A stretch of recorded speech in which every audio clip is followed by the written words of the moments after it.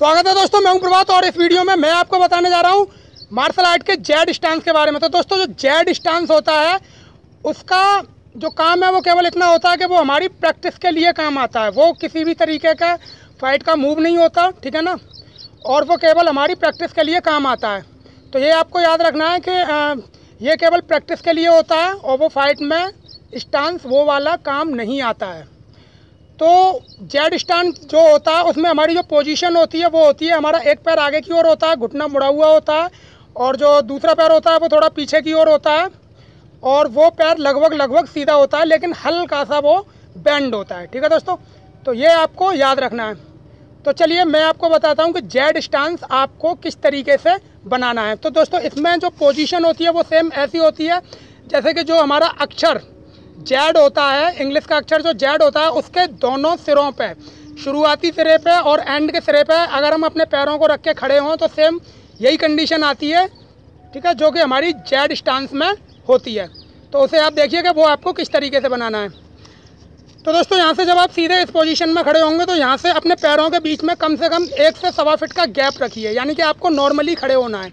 Normally खड़े होने के बाद में जिस पैर को आपको पीछे रखना है उसे सीधा सिंपली पीछे हटा के ही रखना होता है। ठीक है, तो जैसे यहाँ पे मैं अपने राइट लेग को पीछे रखूँगा तो इसको यहाँ से सीधा बस हटाना है ये, और एक निश्चित दूरी पे उसे वहाँ पे रखना है। ठीक है, अब ये जो कंडीशन है दोस्तों, यहाँ पे जो आगे वाला जो पैर है वो घुटने से नीचे वाला जो हिस्सा होगा वो वर्टिकल सीधा होगा, यानी ऊपर की ओर बिल्कुल सीधा होगा, और ये जो है बेंड होगा। ठीक है, ये सीधा होगा, ये बेंड होगा, और जो पीछे वाला पैर है वो बिल्कुल सीधा नहीं होगा, वो हल्का सा बेंड होता है। ओके, तो ये आपको याद रखना है, वो हल्का सा बेंड होता है।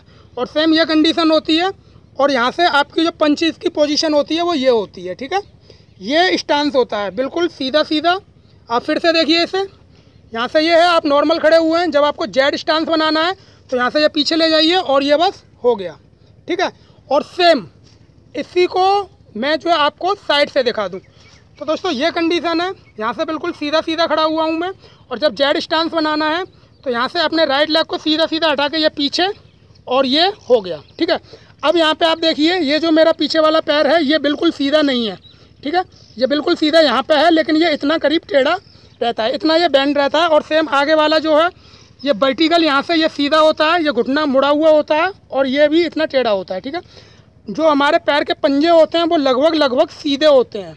आगे वाला जो होता है वो बिल्कुल सीधा होता है, और पीछे वाला थोड़ा सा तिरछा होता है आउटर की ओर। जो पंजा होता है वो आउटर की ओर यानी बाहर की ओर तिरछा होता है, वो अंदर की ओर नहीं, वो बाहर की ओर तिरछा होता है, हल्का सा तिरछा होता है। और सेम ये कंडीशन होती है, और ये हमारा ये स्टांस होता है। अपने पंचेज को हमें इस लेवल पर रखना होता है, चिन के लेवल पर, ठीक है। तो हमारा ये स्टांस होता है। और सेम मैं आपको दूसरी साइड से दिखा दूँ। तो दोस्तों ये कंडीशन है, यहाँ से नॉर्मली खड़े होना है, पैरों के बीच में 1 से 1.25 फीट का गैप होना चाहिए। फिर से मैं याद दिलाऊँ, अब मेरे को अपने लेफ़्ट को पीछे लेना है, तो यहाँ से ये कंडीशन है, और सीधे सीधे उठा के लेफ़्ट को एक निश्चित दूरी पर पीछे लेना है, और यहाँ से ये स्टांस जो है हो गया, ठीक है ना।